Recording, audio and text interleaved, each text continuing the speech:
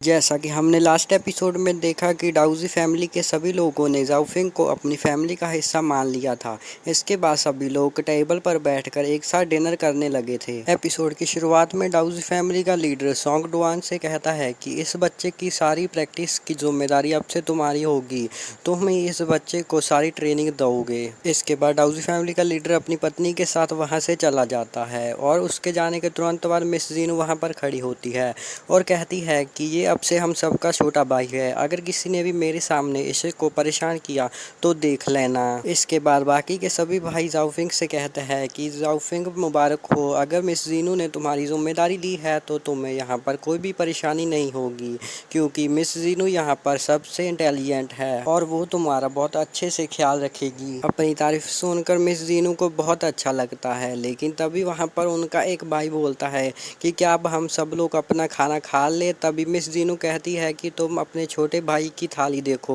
उसमें कितना ना कम खाना है, तुम सब थोड़ा थोड़ा खाना अपने छोटे भाई को दो। ये सुनकर सभी लोग अपनी थाली में से थोड़ा थोड़ा खाना जाओफिंग की थाली में रखने लग जाते हैं और यहाँ पर हमें पता चलता है कि अब सब लोगों ने जाओफिंग को अपनी फैमिली का अच्छे से हिस्सा मान लिया है और सभी लोग उससे प्यार भी करने लगे हैं। इसके बाद जाओफिंग अपने कमरे में आकर बैठ जाता है और उसे याद आता है कि उस मॉन्क ने उससे कहा था कि तुम्हें दिन में एक बार जब तुम अकेले हो तो तुम्हें अपनी पावर्स का प्रैक्टिस करनी होगी। यह याद कर कर जाओफिंग फिर से मेडिटेट करने के लिए बैठ जाता है और अभी हमें दिखाया जाता है कि इससे जाओफिंग की न्यू पावर्स भी एक्टिव होने लगी थी। इसके बाद हमें अगली मॉर्निंग का सीन दिखाया जाता है जिसमें कि जाओफिंग अपने कमरे से बाहर आता है तो उसे रास्ते में वहीं पर मिस जीनू मिल जाती है। उसके साथ एक प्यारा सा डॉगी भी था तो मिस जीनू उसका नाम जेलो बताती है और वो बताती है कि ये मेरी सारी बातें मानता है, आज से तुम मेरे छोटे भाई हो और मैं तुमसे बड़ी हूँ,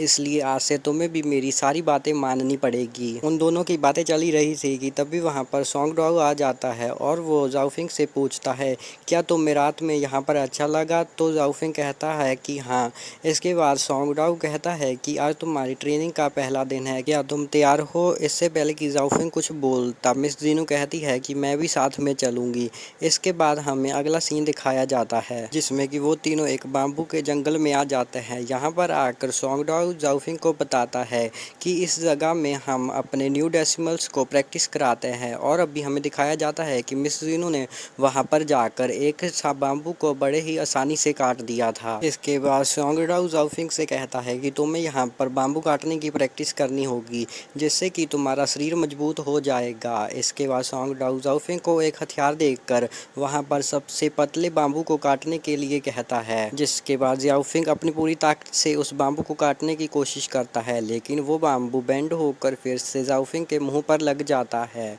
जिस पर कि सोंग डॉग जाओफिंग के सिर पर हाथ रखकर बोलता है कि ये कोई आम बाम्बू नहीं है, ये स्पेशल टाइप ऑफ बाम्बू है, तुम्हें इसे काटने के लिए बहुत प्रैक्टिस करनी होगी। और इसके बाद सोंग डॉग वहाँ से चले जाते हैं और जाओफिंग वहीं पर प्रैक्टिस कर जारी रखता है और अभी हमें दिखाया जाता है कि जाओफिंग रोज सुबह उठकर मिस जीनू के साथ वहां पर प्रैक्टिस करने के लिए जाता है और धीरे धीरे उसकी पावर्स भी बढ़ने लगती है। पहले जाओफिंग की स्पिरिचुअल पावर बहुत कम थी, लेकिन रोज प्रैक्टिस करते करते धीरे धीरे उसकी स्पिरिचुअल पावर भी बहुत ज़्यादा बढ़ जाती है, जिसकी वजह से वो धीरे धीरे अपने कल्टीवेशन लेवल को भी ब्रेक थ्रू कर रहा था। और ऐसी प्रैक्टिस करते करते काफ़ी साल बीत जाते हैं जिसमें कि अब जाओफिंग भी बड़ा और हैंडसम हो गया था और वो बहुत ताकतवर भी हो गया था। अब वो उन बाम्बूस को एक झटके में ही काट देता था। अब हमें पता चलता है कि इसकी वजह से उसकी कल्टीवेशन भी बहुत ज़्यादा बढ़ गई थी। इसके बाद हमें मिस जीनू को दिखाया जाता है जो कि अब बहुत खूबसूरत हो चुकी थी और वो अब भी जाओफिंग की